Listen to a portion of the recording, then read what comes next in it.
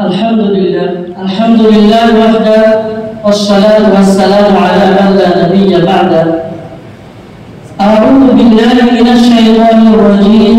بسم الله الرحمن الرحيم. إنا نحن نزلنا الذكر وإنا له لحافظون. وقال النبي صلى الله عليه وسلم: خيركم من تعلم القرآن وعلمه.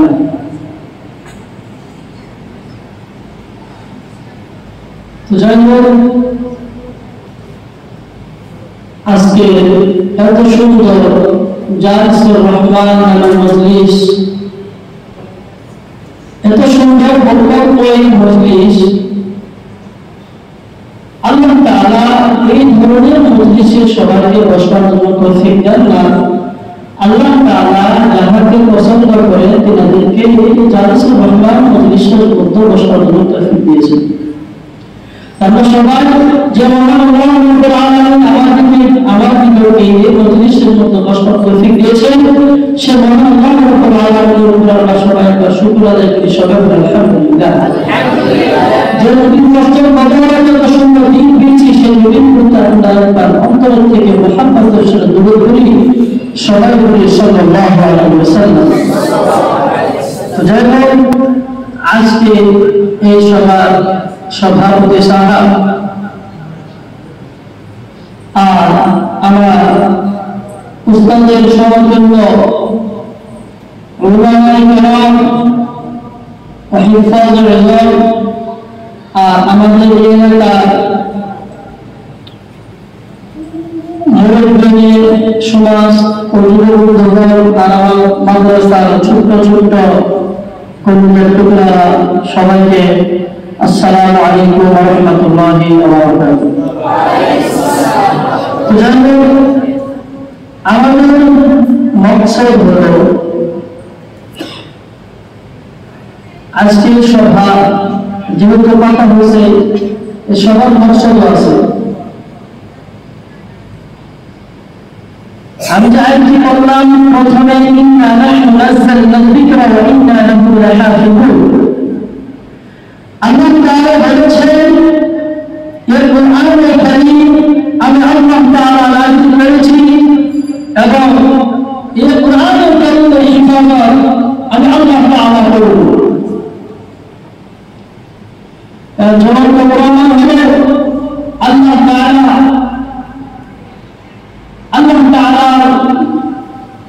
ছোট্ট ছোট্ট গোলামদের শিকার করতে আল্লাহ তাআলা কোরআনুল কারীমকে মাহফুজ রেখেছেন।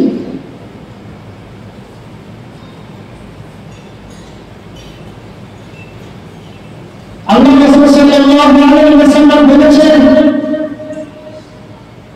খায়রুকুম মান তাআল্লামাল কুরআন ওয়া 'আল্লামাহু। দুনিয়ার মধ্যে সর্বোত্তম ওই ব্যক্তি যে ব্যক্তি কোরআন নিজে শিখে এবং অন্যদেরকে শিক্ষা দেয়। দুনিয়ার মধ্যে সব থেকে শ্রেষ্ঠ ব্যক্তি ওই ব্যক্তি। তো যাই হোক, আমরা সবাই চিনি আমি একজন ছোট্ট মানুষ, বয়স বেশি নাই, ইলম নাই, ইলম কালামের হিসেব জ্ঞান নাই বা জেনারেল নলেজ নাই। তো আল্লাহ তাআলা কোরআনের বরকতে, আপনাদের দোয়ার বরকতে, আপনারা সবাই জানেন 2022 সালে মাদ্রাসা করেছি হাওড়া টাউনে মদিনাতুল উলুম একাডেমি। 5 জন ছাত্রদের মাদ্রাসা করা হয়েছিল বক্তব্য সরকারে। আলহামদুলিল্লাহ অল্প দিনের মধ্যে ওখানে ভালো রেজাল্ট করেছেন। তারপরে 2025 সালে আজকের থেকে 4 মাস আগে আমাদের এই মহল্লার মানে মহিলা গ্রামের মাইনগর মহল্লার মুরব্বী আমার কাছে গিয়েছিল মদিনাতুল উলুম একাডেমি মাদ্রাসা। ওখানে একদিন, 2 দিন, 3 দিন যাওয়ার পরে আমাকে বলল যে হুজুর, আমাদের মাদ্রাসাটা কিভাবে উঠায় নেওয়া যায়, আমাদের মাদ্রাসা কিভাবে উন্নতি করা যায়। আমাদের গ্রামের যুবক যুবতীগণ ও মুরব্বিয়ানে কেরাম ওনাদের একটা মকসদ যে আমাদের মাদ্রাসা কিভাবে তালিম ভালো করা যায়, মাদ্রাসা কিভাবে চলালে মাদ্রাসা উন্নত দেখা যাবে, এই ধরনের ওনারা আমাকে বলবো। তার কিছুদিন পরে আমি কিছু আমার যারা ওনাদের সাথে মশওয়ারা করলাম। ওনারা রায় দিলেন, ওনারা বললেন তুমি যদি ওনারা ইউনিভার্সিটির দোয়াগুলো ছেড়ে সারে যে মাদ্রাসা উন্নতি করার লক্ষ্যে তুমি আলহামদুলিল্লাহ বলে নিয়ে। তো যাই হোক বিগত এই মাদ্রাসা নিয়ে হয়েছে 4 মাস চলে গেল, প্রায় 5 মাস চলতেছে। তো আগে পরে 2004 স্টার্ট হয়েছে মাদ্রাসাটা। অনেক হাফিজের কেরাম অনেক হুফাজ এখান থেকে হয়ে গেছে। তো আলহামদুলিল্লাহ অতি কম সময়ের মধ্যে আমাদের এই মাদ্রাসা জামিয়াত শেখ আসিফউদ্দিন হাফিজের মাদ্রাসা থেকে 2 জন ছেলে আজকে হাফিজুল কোরআন হবে। 4টি ছেলে রয়েছে।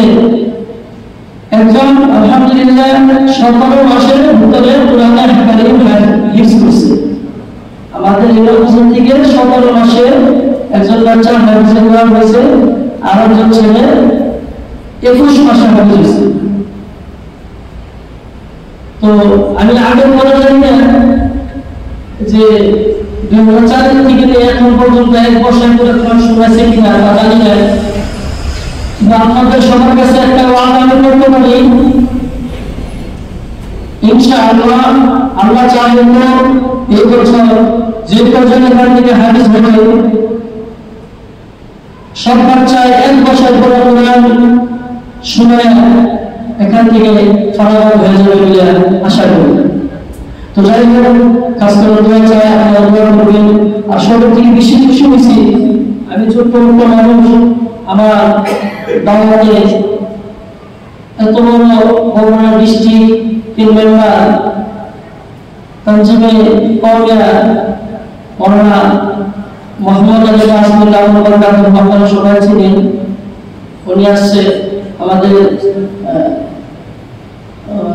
ঢাকা মসজিদের ইমাম সাহেব হাফিজ আনোয়ার সাহেব উনি আসছে।